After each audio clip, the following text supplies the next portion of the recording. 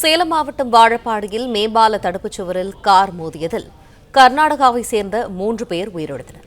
இது தொடர்பான மேலும் தகவல்களை எமது செய்தியாளர் ரமேஷ் வழங்க கேட்போம். ரமேஷ், இந்த விபத்தானது எப்படி நடந்தது? உயிரிழந்தவர்கள் யார்? விரிவான தகவல்கள். வணக்கம். சேலம் மாவட்டம் வாழப்பாடி அருகே இன்று பிற்பகலில் கர்நாடகா மாநிலத்தைச் சேர்ந்தவர்கள் அந்த கார் சாலை விபத்தில் சிக்கியது. இதில் 3 பேர் அதே இடத்தில் உடல் நசுங்கி பலியாகி இருக்கிறார்கள். இது தொடர்பாக மேலும் இந்த விபத்தில் சிக்கிய மேலும் 3 பேர் தனியார் மருத்துவமனையில் சிகிச்சை பெற்று வருகிறார்கள்.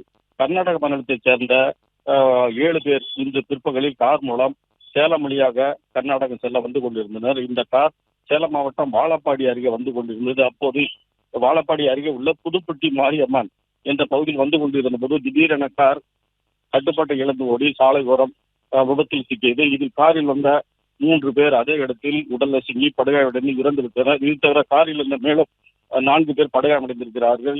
இவர்கள் அருகில் உள்ள தனியார் மருத்துவமனையில் சேர்க்கப்பட்டிருக்கிறார்கள். இந்த விபத்தால் அந்த வழியில் சிறிது நேரம் போக்குவரத்து பாதித்தது. சம்பவத்தை அறிந்த வாழப்பாடி போலீசார் உடனே சம்பவத்தில் சென்று தற்போது விசாரணை செய்து வருகிறார்கள். பிளே ஸ்டோர் மற்றும் ஆப் ஸ்டோரில் இருந்து பாலிமர் செயலியை QR கோடு மூலம் பதிவிறக்கம் செய்யுங்கள். செய்திகளை உடனுக்குடன் பெறுங்கள்.